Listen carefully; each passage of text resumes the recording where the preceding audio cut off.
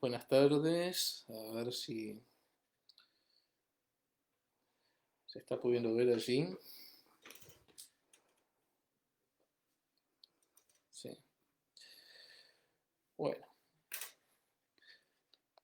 tuvimos algunos pequeños percances técnicos,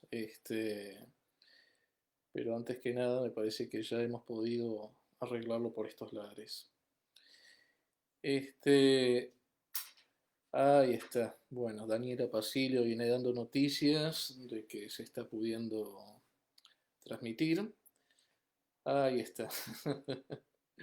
Bueno, espero que sepan disculpar la torpeza de, de esta transmisión, porque uno no está muy acostumbrado a participar en videos en vivo, y más con una página que es asiduamente visitada por gente de varias latitudes.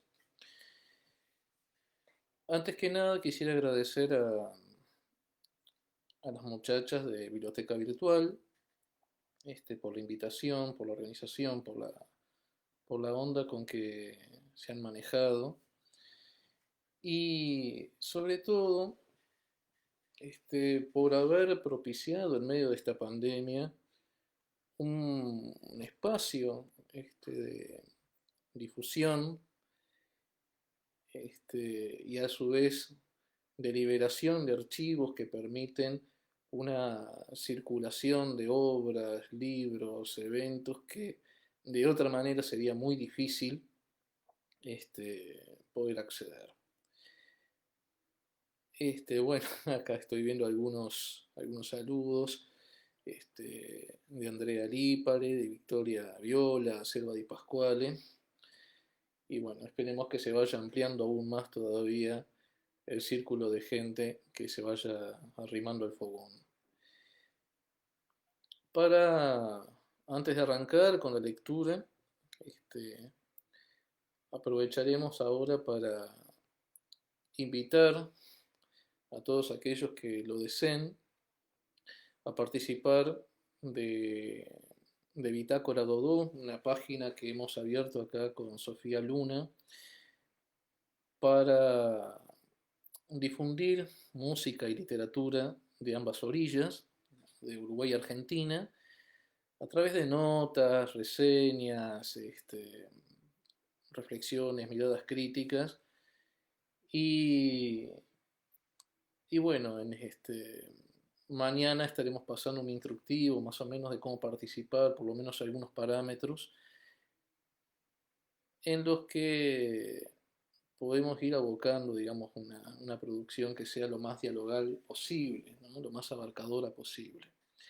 Este, Así que bueno, iremos arrancando hoy con algunos textos de diversas épocas.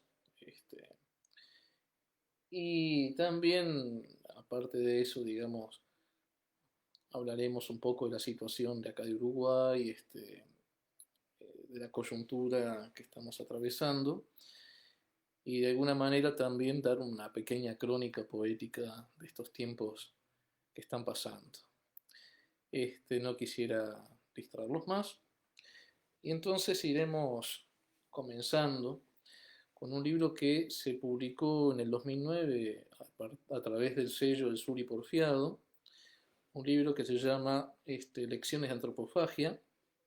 A ver si lo vemos acá. Y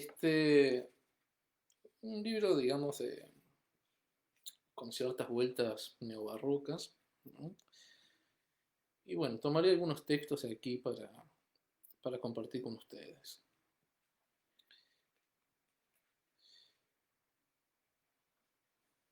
Texto 2 de Lecciones de Antropofagia.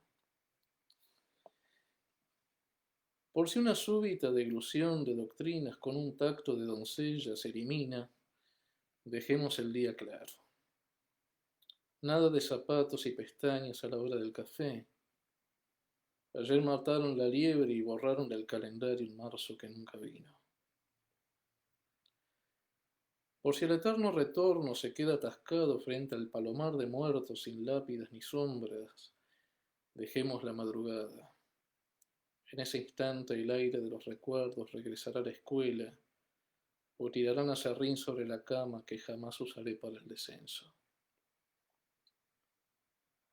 Por si la extensión del cuerpo dimanara dinamitas o cardos que nos trituren la mortaja y sus racimos, mejor dejemos los llantos. Hoy habremos de asistir a mi textura de mandrágora o eurídice frente a este descalabro turbio, inconsecuente. Otro de los textos que integran lecciones de antropofagia es este que les leo a continuación, es el texto 5 del libro, y dice lo siguiente. El germen de este ocaso se siente más adherido a la madera y al pentagrama que el espacio fáctico del suelo, a su monovalencia tardía de resinas y tentáculos. El goce de sentirse causado anda tras pies de niebla, con un ágape sin turno, punta por punta, las formas en que utilizas tu disfraz a la escala del poniente. La pregunta es transparencia del oscuro.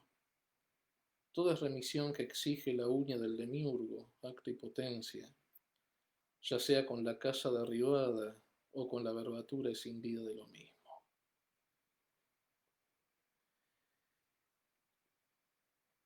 Y para cerrar esta parte de lecciones de antropofagia, este, un soneto medio descabalgado que homenajea a uno de los poetas clásicos que más me marcó, digamos, durante un tiempo, que es Luis de Góngora. Si fuera la reanudación de los caminos o si fuera la envergadura croma de algún cerro aquí a la vuelta, con su destello brusco y su rastrillaje, si fuera mirando el mar o la estría en la vidriera, sin recordar la dura fibra todavía sangrando de los cuervos y el desaire, si fuera este café de lunería,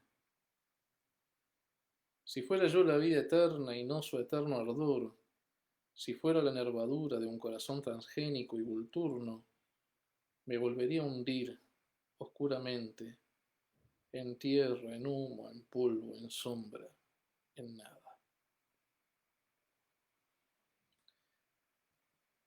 Espero que esta sesión le vaya gustando. Bueno, y mientras tanto trato de acostumbrarme este,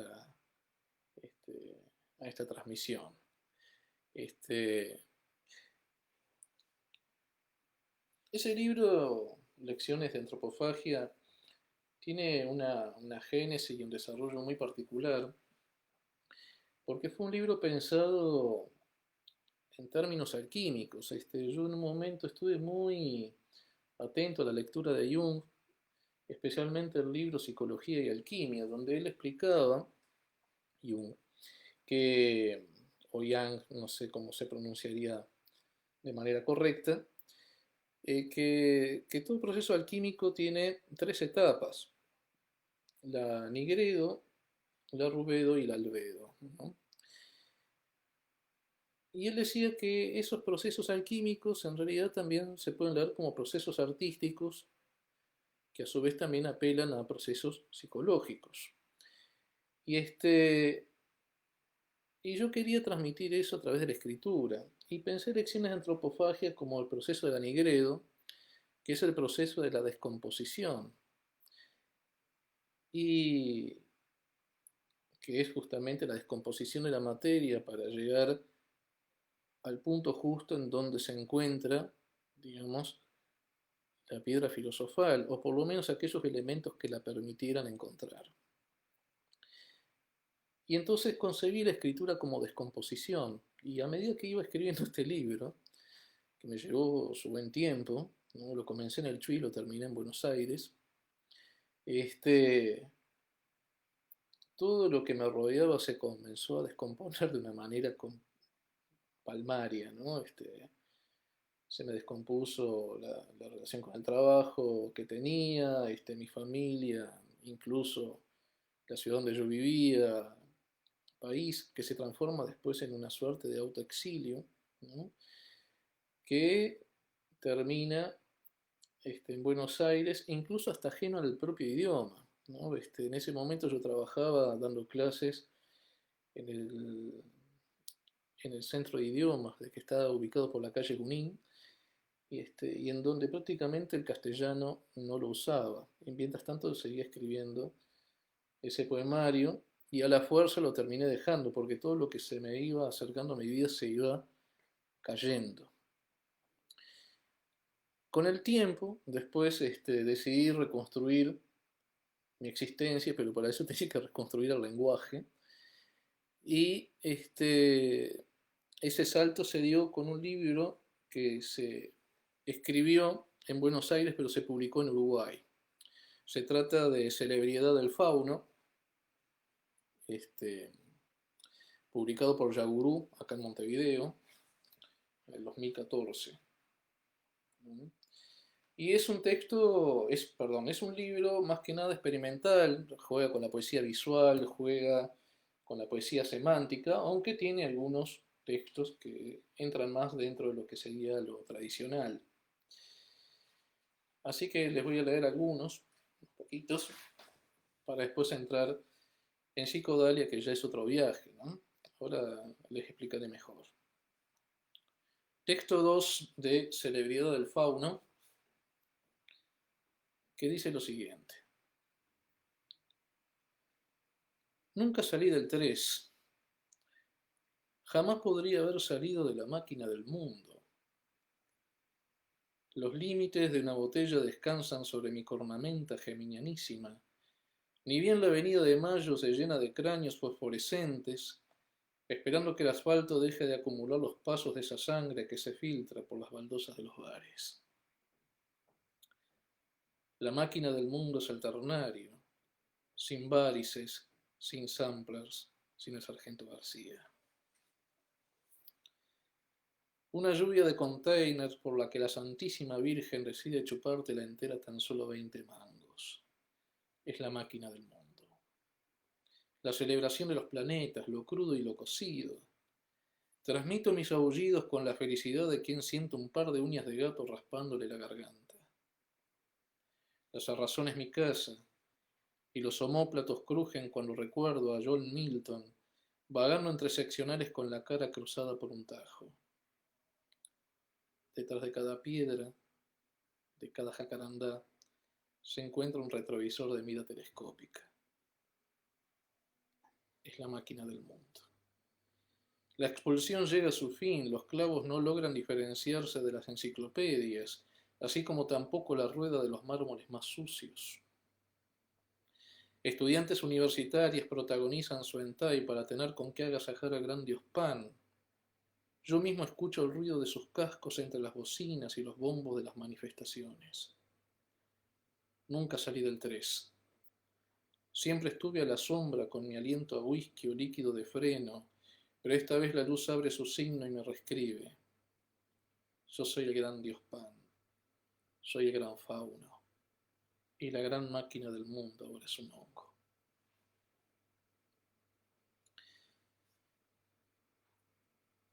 Dentro de la andanada de textos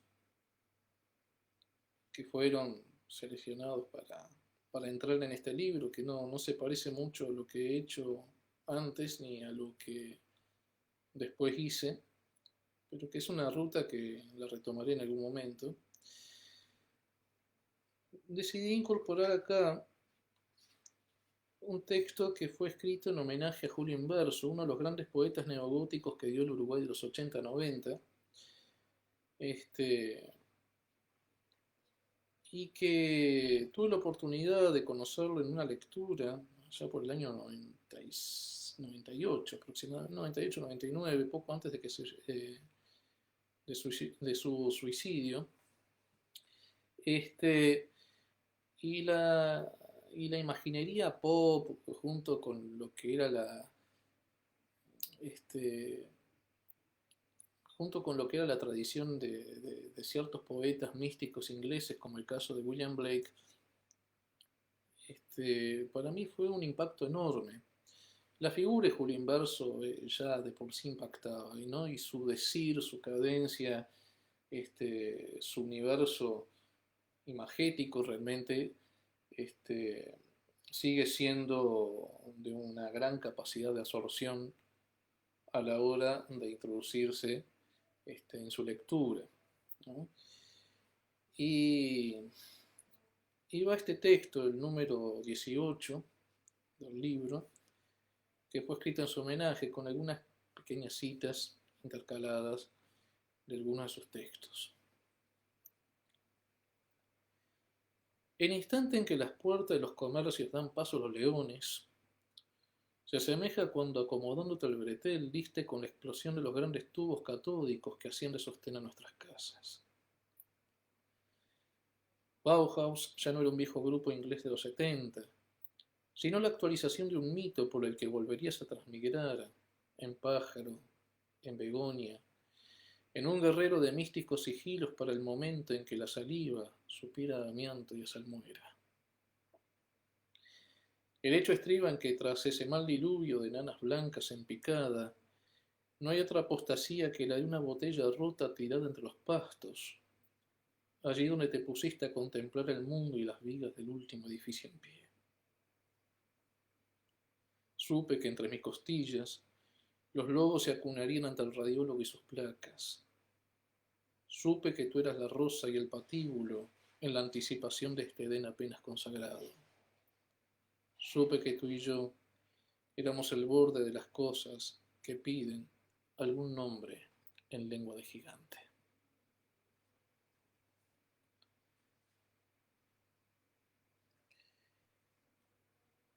Bien, ahora me meto en un terreno un poco más vinculado a mi lugar de origen. Si bien nací en Montevideo, me crié en la zona de Barrio Sur y Palermo.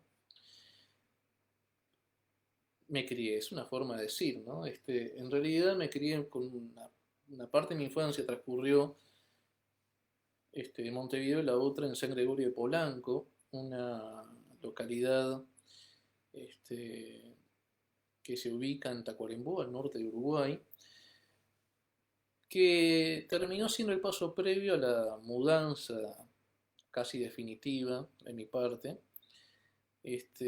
al Chuy, la frontera con Brasil, un vórtice muy particular de la geografía nuestra, ya que es una frontera en donde se cruzan muy diversas culturas. No solamente hablamos de la cultura brasilera y de la cultura brasilera del sur, ¿no? Que es muy distinta a la de Río de Janeiro, San Paulo, ni hablemos con la nordestina, ¿no? Recife, Bahía, no, estamos hablando de Río Grande do Sul, en que tiene muchos puntos de afinidad con la cultura rioplatense, pero ya la cuestión del idioma y la presencia de otros elementos, ¿no?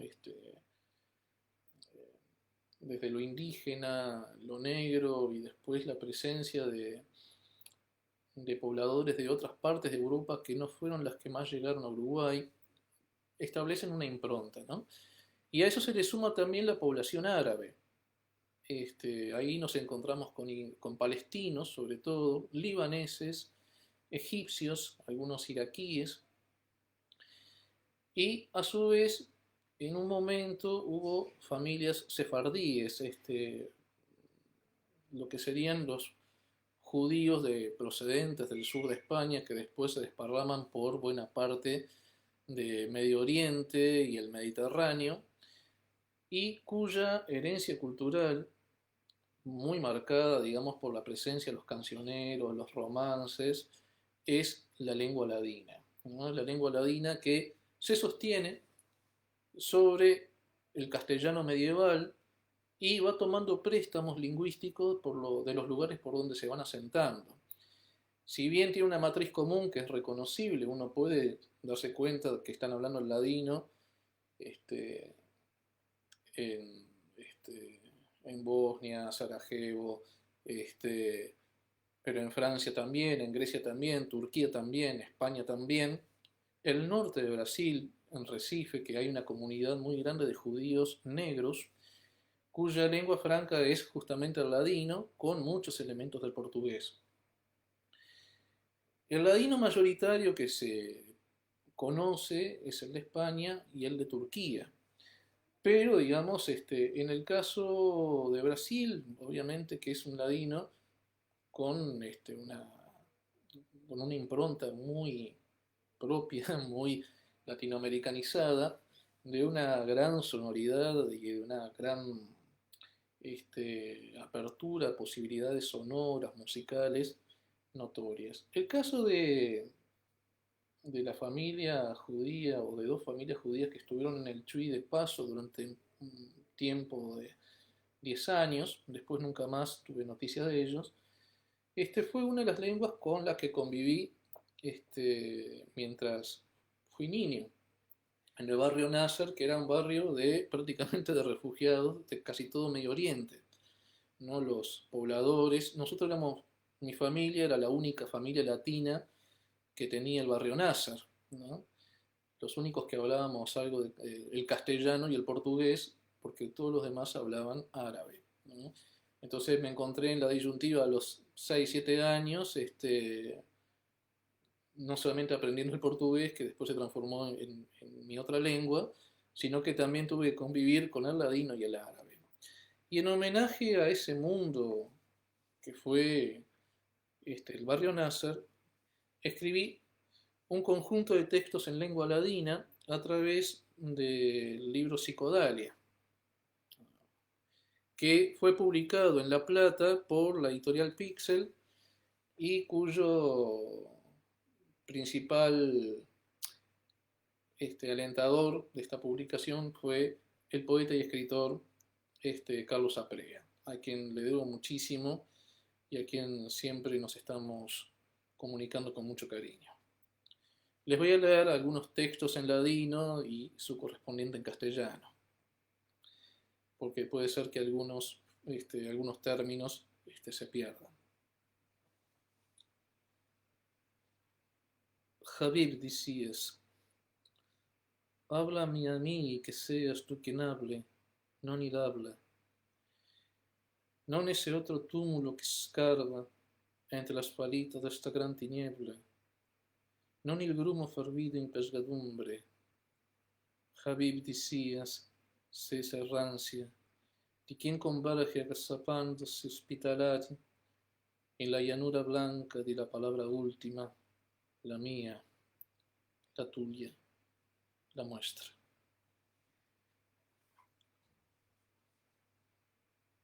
Amor, decías, háblame a mí y que seas tú quien hable, no él habla. No esa otra tumba que se escarba entre las ruinas de esta gran tiniebla, no el grumo hervido en pesadumbre.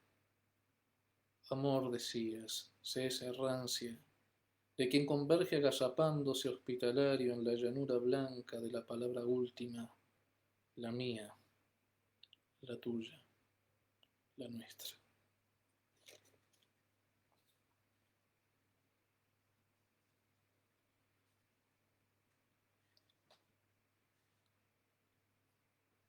Abramos il vino y ayuní, que el frillo tan atrozmente limpio, cual diamante feriente, non permite siquiera el paso de los tártaros. Non quiero que ese istante sepa cero y pierde el temple, escuentra bata tu mamaya, cuando tengamos que salir al gemot.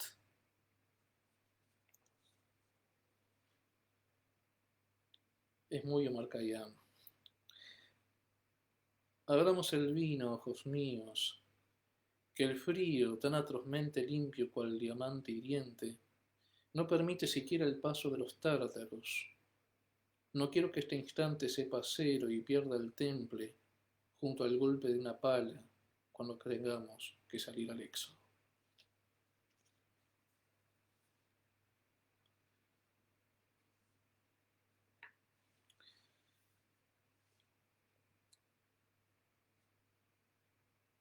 Este texto, el número 5 de Psicodalia, bueno, tiene una impronta que va desde Safed al Chuy y del Chuy a Montevideo. Uno es de todas partes, no es paisaje que anda, como diría el poeta minuano César Porrini. Los yasmines que trujiste y pusiste sobre la mesa son los mesmos de cuando yo pugía a pocas cuadras del medio mundo, sus escombros, y serán los mesmos de cuando toque facer oficio de defunto, y la varialuna sea esa moneda con que pague este a resbalarse a seno contra la encastellada dureza del planeta.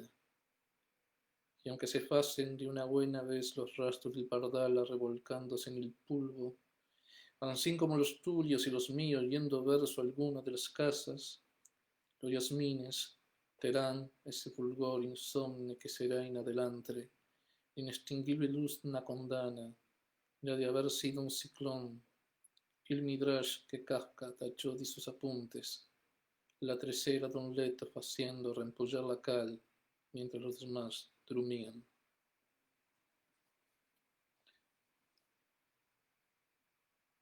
Los jazmines que trajiste y pusiste sobre la mesa son los mismos de cuando yo nací a pocas cuadras del medio mundo, sus escombros, y serán los mismos de cuando toque hacer oficio de difunto y la varia luna, sea esa moneda con que pague este deslizarse ajeno contra la murallada dureza del planeta. Y aunque se borren de una buena vez los rastros del gorrión revolcándose en el polvo, así como los tuyos y los míos yendo hacia alguna de las casas, los jazmines tendrán ese fulgor insomne que será en adelante la inextinguible luz de una condena, que de haber sido un ciclón, el midrash que Kafka tachó de sus apuntes, el respaldo de una cama haciendo tambalear el yeso mientras los demás dormían.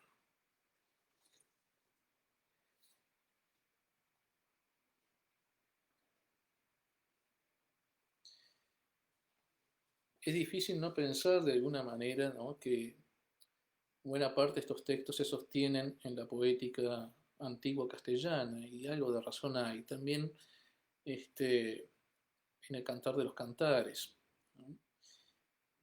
Quizás uno de los libros eróticos, amorosos eróticos, más bellos que la tradición oriental supo dejar. Non solo il golor di los sidros rilevano stanelia, non solo il caos onnisciente di la mente il romero in la repisa, él está también en la travesía del próximo lucero, nada hay, tan huera de la ley que sus caderas, ni Jericó ni sismo como el de ayer de noche en que su espalda. Llegó hasta aquí y guarda, como yo, nostalgias y temores de otras faunas y otras floras, ni el valor de los cidros del Líbano, y el roce contra el último fondo de la sangre.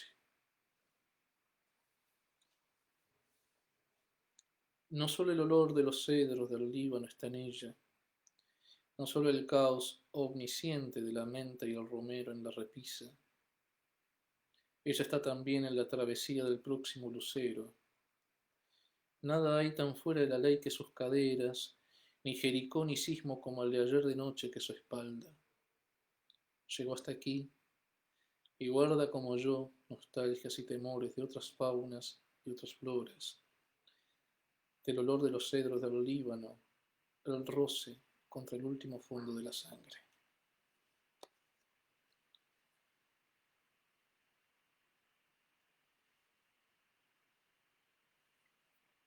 Bueno, y acá les leo el último texto de Psicodalia, que es en realidad el último texto que leeré ahora, ¿no? Porque el libro continúa, pero cierro esta parte de Psicodalia con el texto número 12.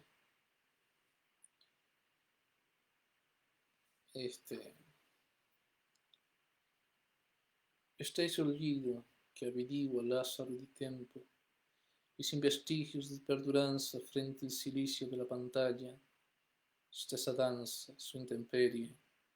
Al preguntarme tú en qué idioma suelo conjurar tu mano sobre esas cerraduras que giran contra la rotación misma de los años.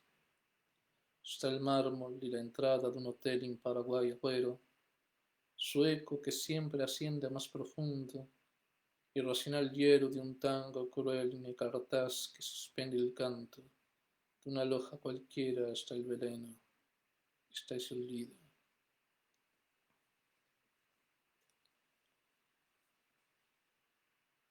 Está ese aullido que resucita Lázaro de tiempo, y sin vestigios de perduración frente al silicio de la pantalla. Está esa danza, su intemperie al preguntarme tú en qué idioma suelo conjurar tu mano, sobre esas cerraduras que giran contra la rotación misma de los años. Está el mármol, de la entrada de un hotel en Paraguay Agüero, su eco que siempre asciende más profundo, el racional error de un tango cruel en el cartel que suspende el canto de una alondra cualquiera hasta el veneno. Está ese aullido. Bien, espero que les vaya gustando lo que van escuchando. Para mí es un placer enorme estar leyendo estos textos y en esta página con gente que me es muy querida, ya sea porque la conozco personalmente o ya sea porque se estableció un vínculo de afecto mutuo a través de intercambios en las redes. Y ahora, bueno, uno de los puntos de interés que tengo es la poesía popular, especialmente por el lado de la décima, ¿no? Ya que tanto en San Gregorio de Polanco, en Tacuarembó, como en el Chuy, la cultura payadoresca está muy presente. Y es una cultura payadoresca mayormente combativa, ¿no? Muy de la ruralia más peleona, ¿no? Lo que le ha ocasionado bastante problemas, ¿no? A la hora de acceder a festivales, grabaciones, etcétera. Pero bueno, como más de algunos sabrán, la situación de Uruguay a nivel socioeconómico, a nivel político, se han realizado mucho. Este, por momentos hay instancias de gran violencia. Ahora, hace poco, empezaron a aparecer grupos de carácter parapolicial que salen a golpear adictos en la calle, indigentes, militantes, trabajadores, ¿no? Generalmente armados de 9 milímetros o bates de béisbol, bajándose de automóviles o camionetas carísimas, ¿no? Y el diario El País, que es la sucursal del diario Clarín, de hecho el diario El País fue comprado por Clarín, lo denomina como los antipasta, por los antipasteros, ¿no? Pastero se le dice también a que consume pasta base, que es como el Paco de Argentina, y casi en un tono elogioso de esos grupos, de limpieza de esos grupos parapoliciales, y que para más de uno nos remite mucho también a un accionar muy cercano a una sociedad, a una organización que hubo en los años 60-70 que era la JUP, ¿no? La Juventud Uruguaya de Pie, de marcado carácter fascista. Y entonces me ocurrió escribir unas décimas que se llama Los JUP Antipasta, donde uno la referencia a la JUP y a los antipastas del diario El País, que prácticamente los mostraba como si fueran héroes, ¿no? Por más que sus prácticas son bastante delictivas y que habla un poco también de la atmósfera sociopolítica que se respira. Los Antipasta Boys se bajan de un auto nuevo, con consignas del medievo, mencanfaneándose hoy. También llevan su gasoil para prender fuego indigentes. Parecen buenos creyentes del Opus y el Ku Klux Klan, por cómo ejercen su plan de ir a limpiar socialmente. Los Antipasta Boys se muestran como pichones de los nuevos escuadrones de la muerte vía Android. No van a escuchar Pink Floyd, sino el golpe seco y claro de un bate de béisbol caro por sobre algún inmigrante o sobre algún militante para ultimar de un disparo. Los jupantipastas son, según el diario El País, una movida, el matiz de una justa indignación.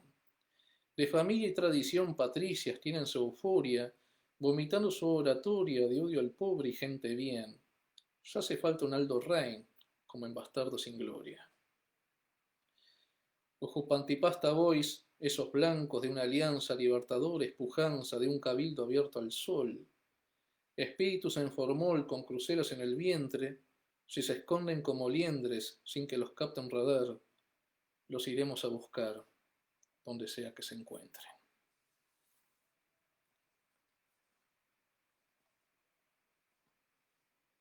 Después,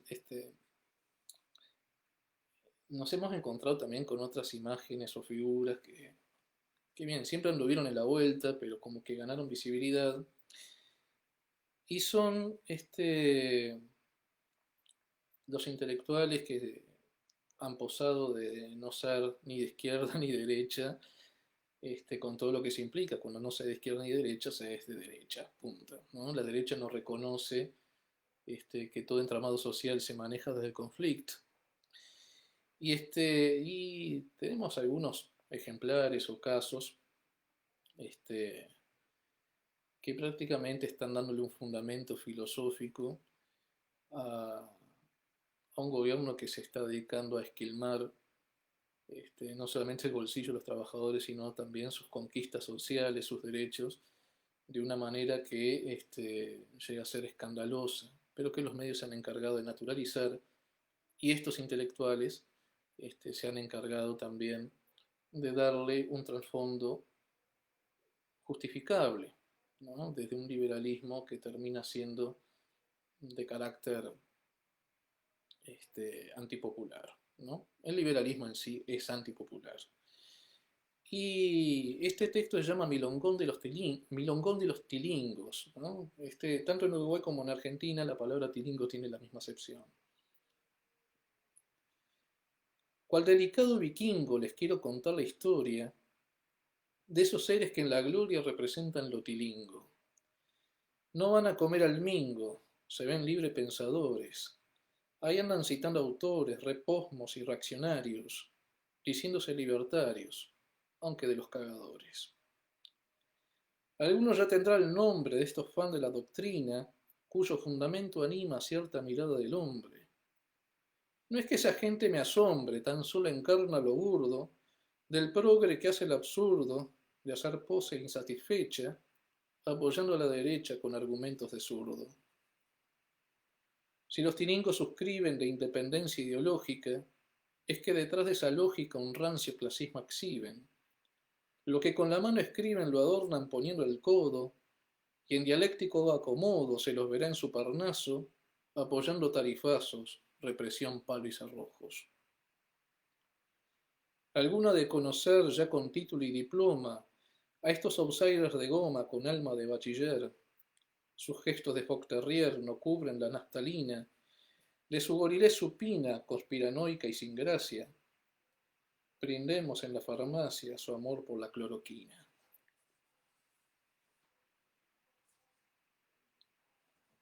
Y para cerrar esta lectura, vuelvo a agradecer a las muchachas de Biblioteca Virtual, especialmente a Daniela Pasilio, que fue la que más estuvo en contacto, la que organizó con antelación y mucho esmero y mucho amor por esta movida que hoy se está haciendo posible. Bueno, cerraremos acá con una suerte de crónica medio catártica. En Uruguay, las elecciones fueron ganadas el año pasado por lo que se conoció como la coalición. La coalición era la unión de varios partidos de derecha, ¿no? Que son los que gobiernan en la actualidad.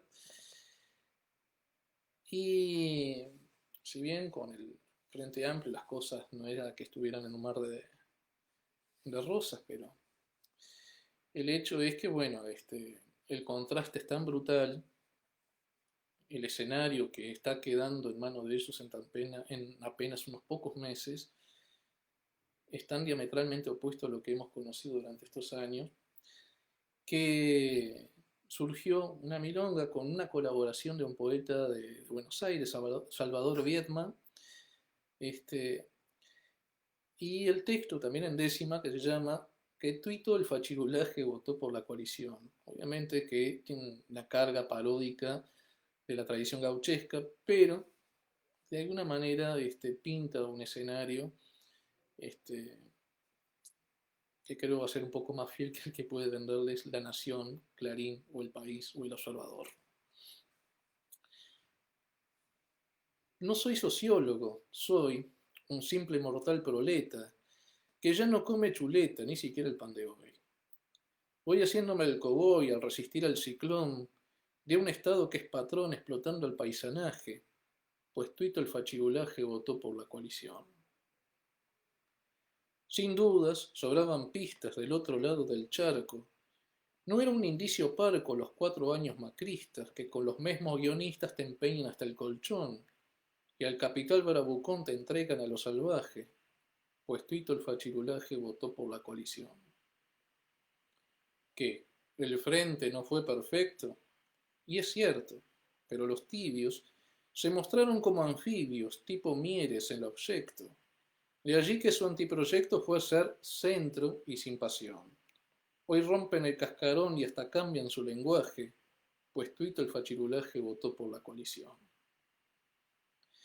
No faltó quien de primera en la prensa y por un cobre, ya es cocinilla de pobre, por lo de quema madera. El blindaje que genera con la desinformación permite la supresión del derecho con ultraje, pues tuito el fachirulaje votó por la coalición. Manejaron el clasismo del lumpenaje alienado y el piojo resucitado gritó meritocratismo. Y entre nosotros el sismo, no solo el burgués lechón lo encendió, también el peón que adora a Sotelo y Laje, y tuito el fachirulaje votó por la coalición.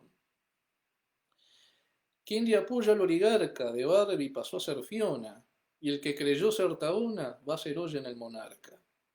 Y mientras aumenta el arca del impuesto y la inflación, se diezma la población de casa, comida y traje, que tuito el fachirulaje votó por la coalición.